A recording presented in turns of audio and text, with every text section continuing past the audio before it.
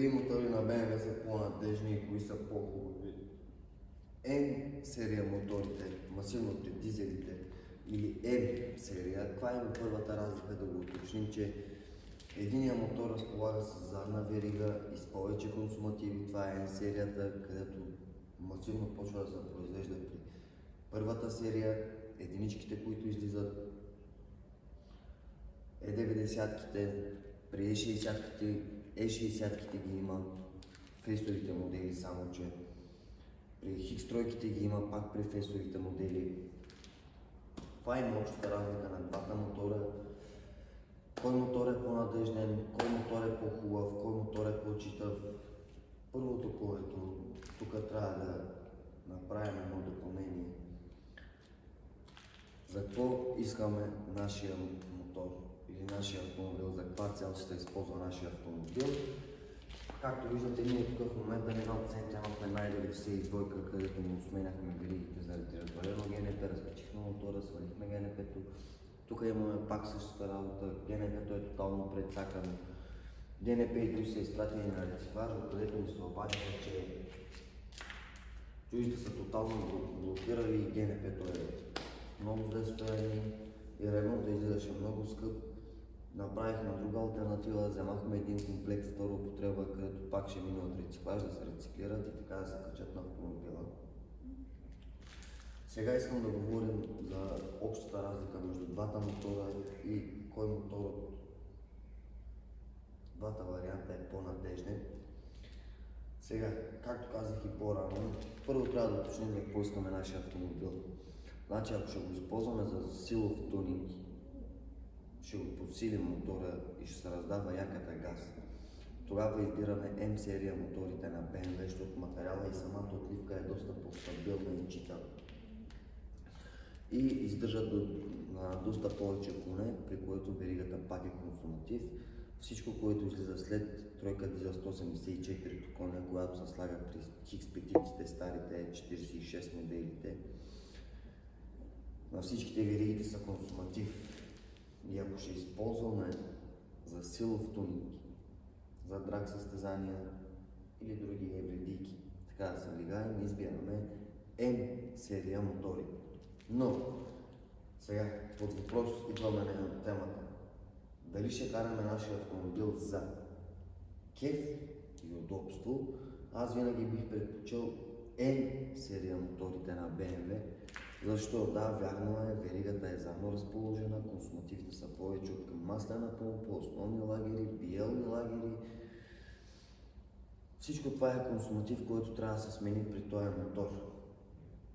Пък за сметка на това, самия мотор е от доста по-лек материал, има по-големи въртящи моменти, доста по-бързо набира. Просто самата специфика на мотора, самата поддръжка на мотора е доста по-специфична и иска доста повече внимание да се обърне и да се поддържа, защото има повече консумативи спрямо M серия моторите.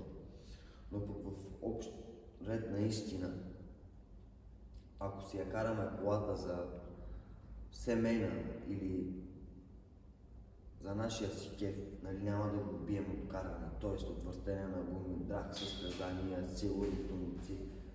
Аз лично бих избрал N серия мотор на BMW, при което купуваме автомобила. Какво правим след като си го купим? Първото нещо, що сме вече собственик на N серия автомобил,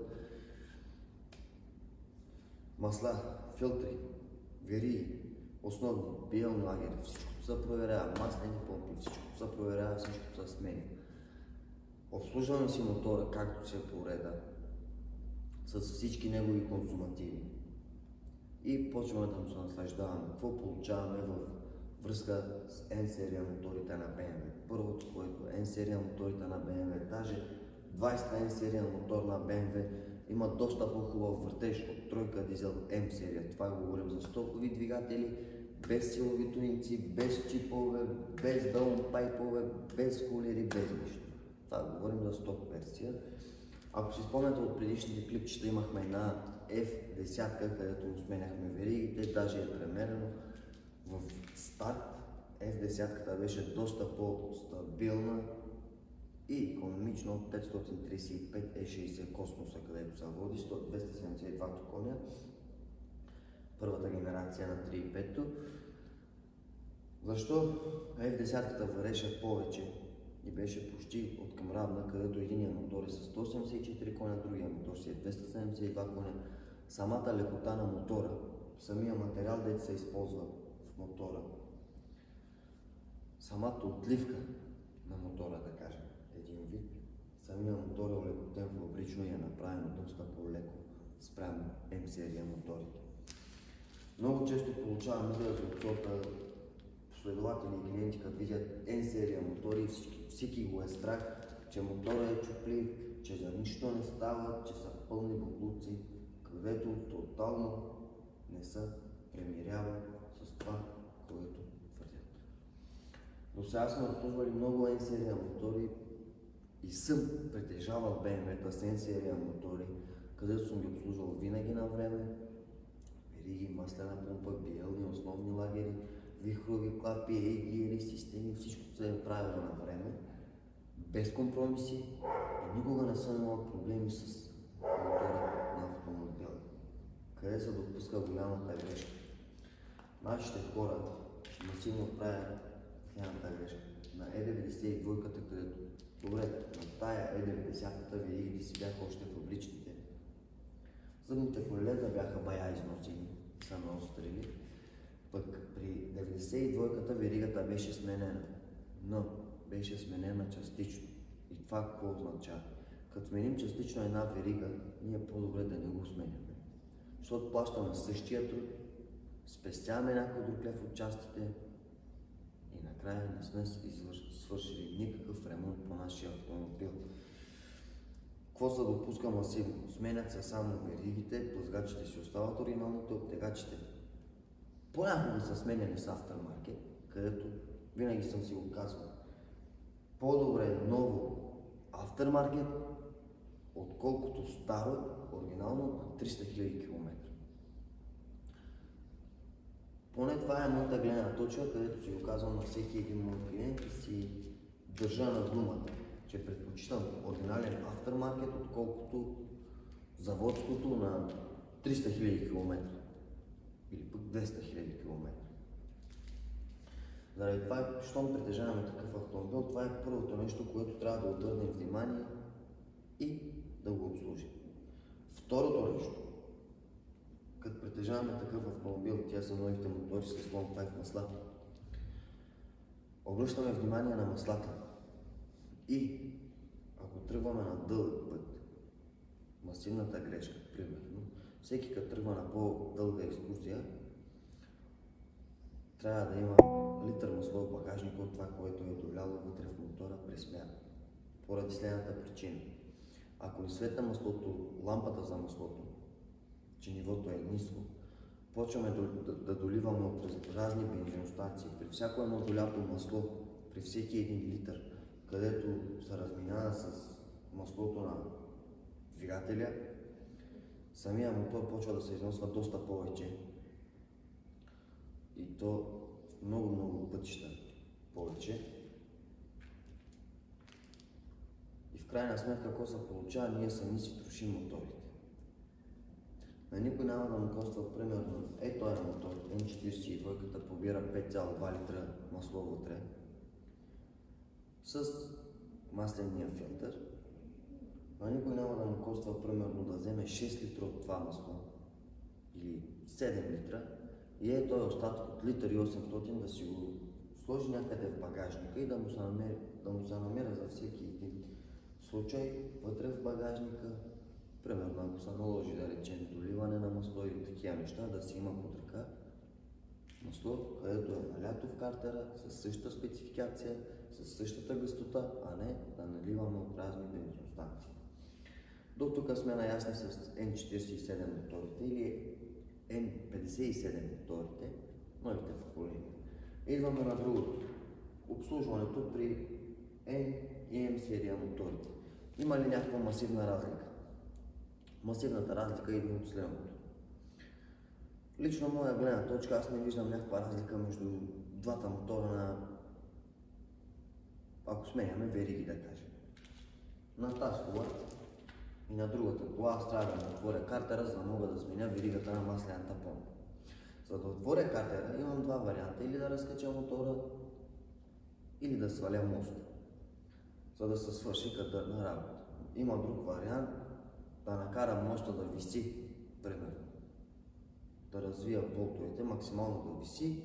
След това ще мога да я сглобям, а при събирането 100% няма да е както си е по реда, както трябва да се направи, ще има масивни отечки, където за мен не е препоръчително.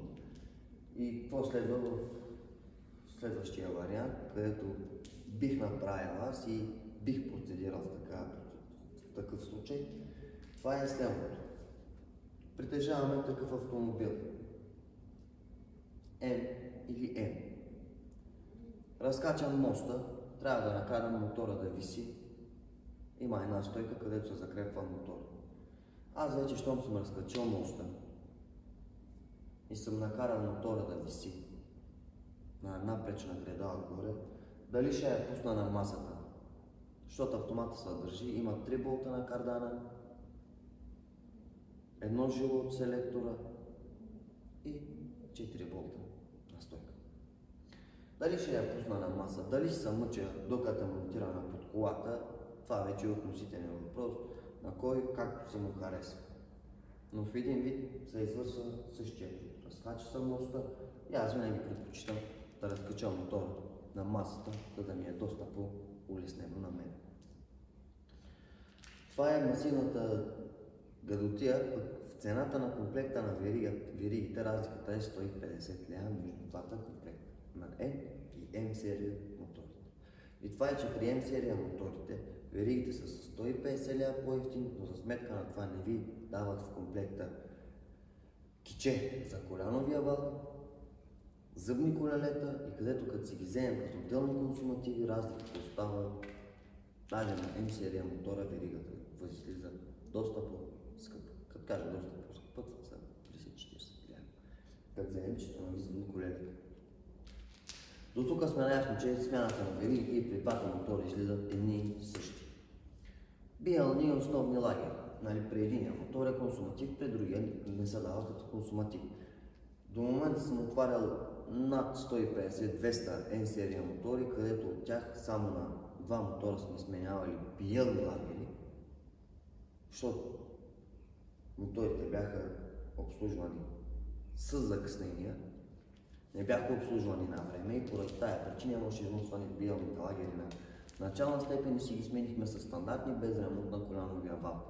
Но също го има и при M серия моторите, ако не се поддържат както трябва, и те надират биелни лагери, и те надират основни лагери, и те надират колянов вал.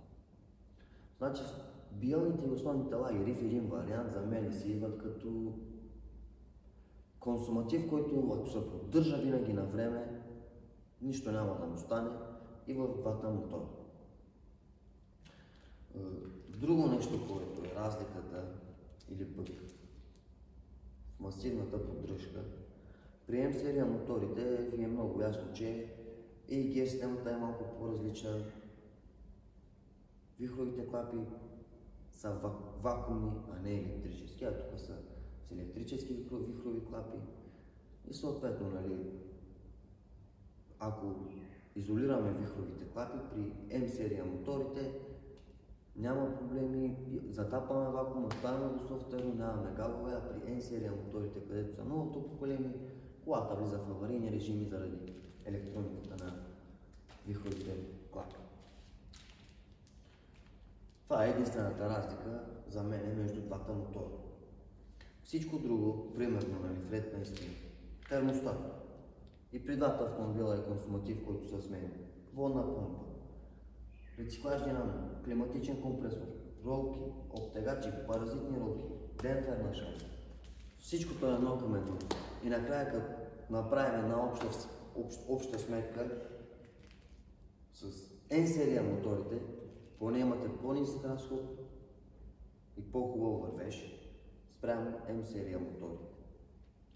Това ви го говоря при стандартно каране за ежедневна кола или за семейна кола или за кеф. Обаче има едно нещо друго. Силовието ще подсилваме мотор, ще направим коли за гонки, за драгове,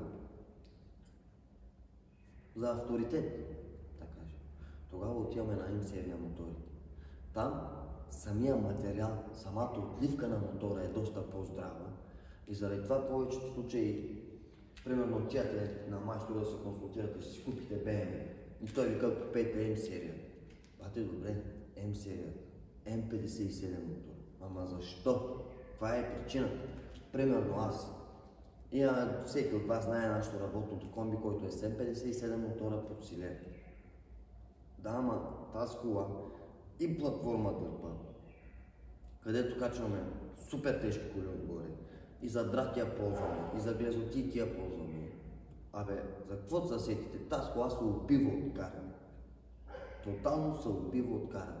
Какво е направено по мотора с подсилени пружини на клапани, дюзи различни, турбо различно, интеркулери различни.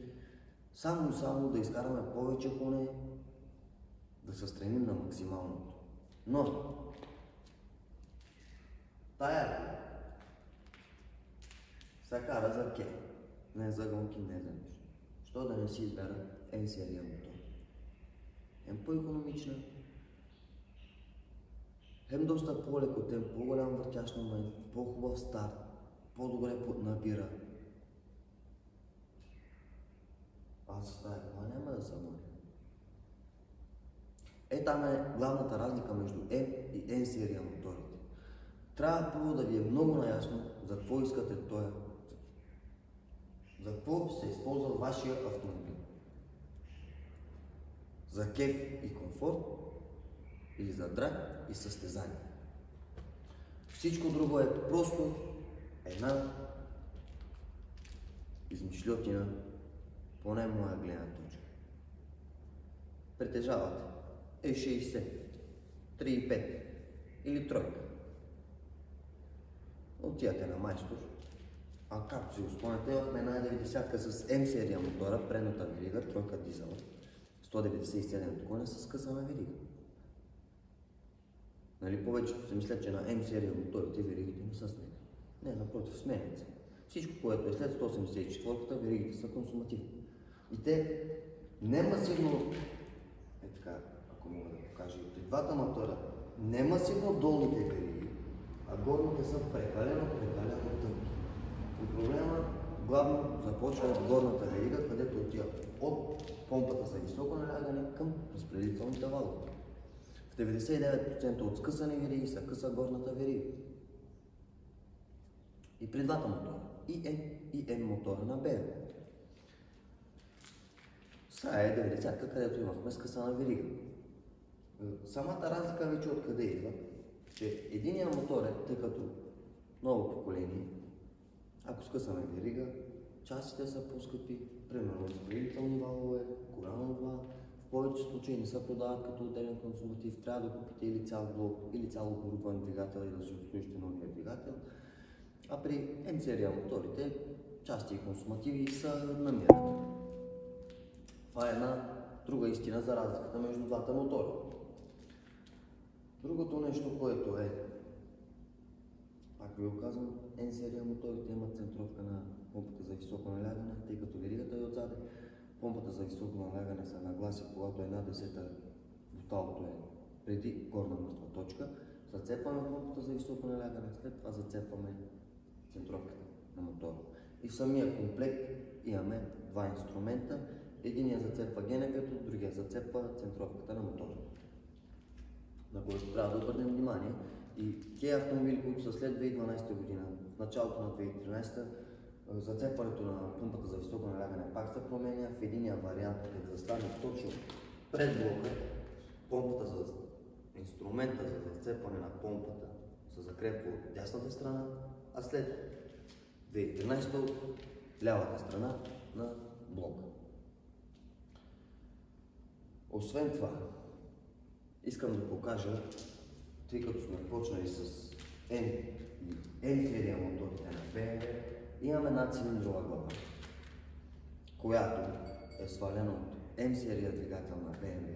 И точно за този клип съм го отделил. И искам да ви го споделя с вас, за да разберете някои разлики между двата мотора и да се убедите, че ако вашата кола се използва за стандартно каране, да не ви притесняват моторите на BMW с N серия двигателите, ако си ги обслужвате на време. И да отидем при другата цилиндрова глава, която е свалена. Тройка дизелова, не е обслужвана на време, като масла, филтри, консумативи на мотора, да кажем, и какво се е получило. Нека сега да сверим двата мотора.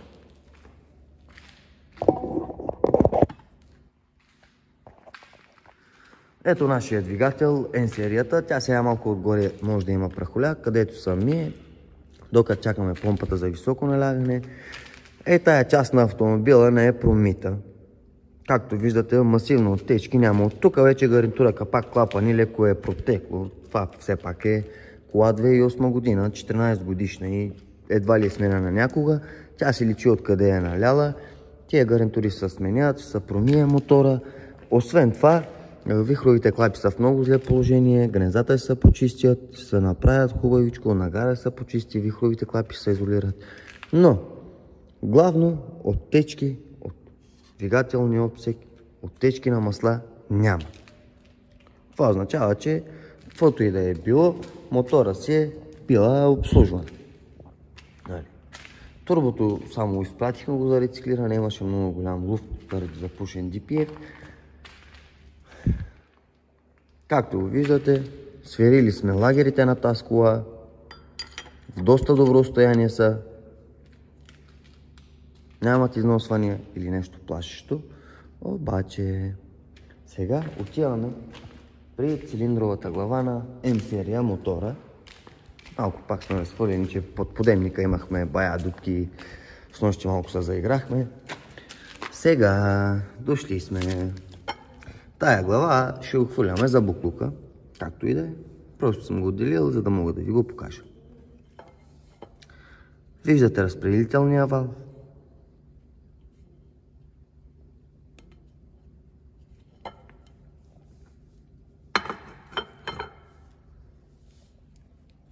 Виждате леглото на вала.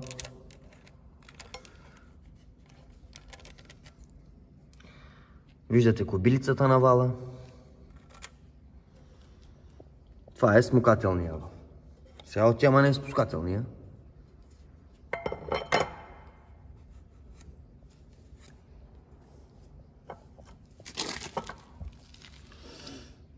Само да ги сверя. Нали, да не ви дам някаква грешна информация. Това ми е главната мисъл. Ето, виждате пак вала. Виждате пак леглото на вала. Кобилицата е в същото състояние. Това е М серия мотор на BMW M57. Аз първия път, като го разкачихме, тъй като бащата развиваше цилиндровата глава, разкачиха я, свалиха я, че колата имаше и лъпкания, гарнитурата беше издухана между двата цилиндъра и цилиндровата глава беше свалена от към бащата и какво следваше да се направи. Сега пак ще го говорим заедно. Да видим масивките.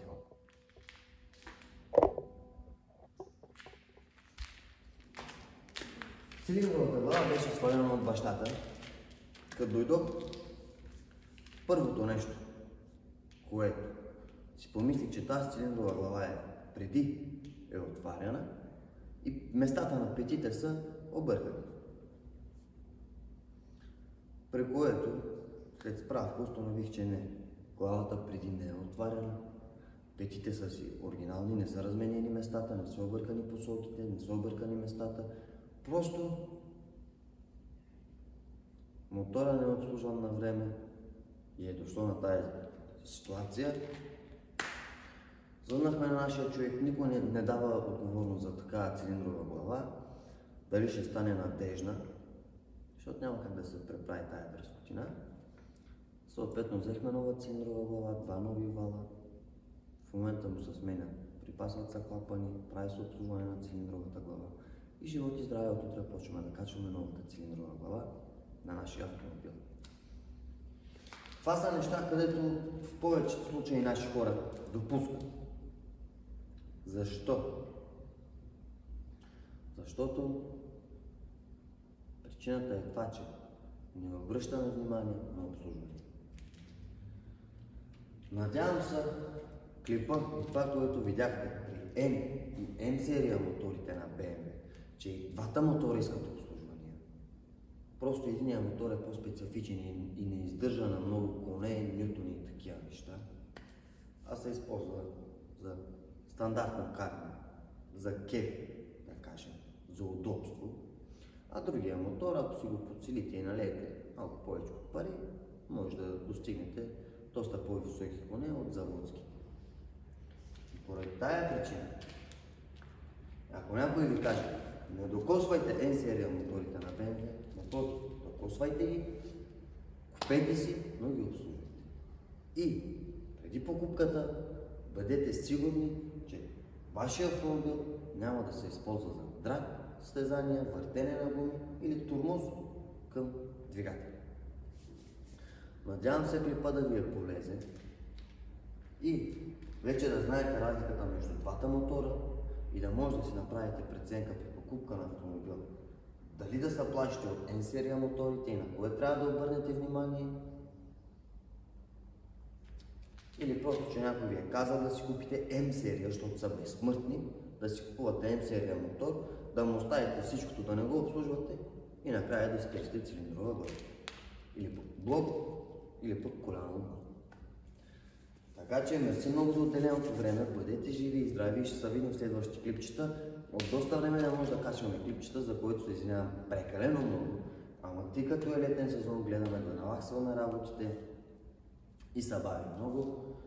След като си изкараме, имаме една Golf GTI за мехатроник, чакаме мехатроника да ни се върне. След като си качим мехатроника на Golf, ще вкараме един Mercedes вътре цетка W203 3.2 мотора OM642, където ще имаме смяна на вериги.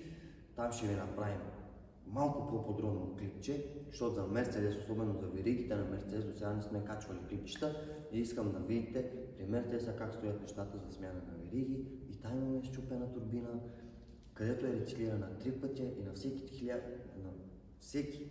1000 км турбината се чупи. Каква е причината? Дали ще може да му отстраним проблема с турбините и си остане. Бъдете живи и здрави, от вас се изисква само да се абонирате за канала, да оставите по едно лайкче на клипчета и да коментирате какви мотори да сравним при BMW, Mercedes, Honda, Hyundai, Kia, няма значение.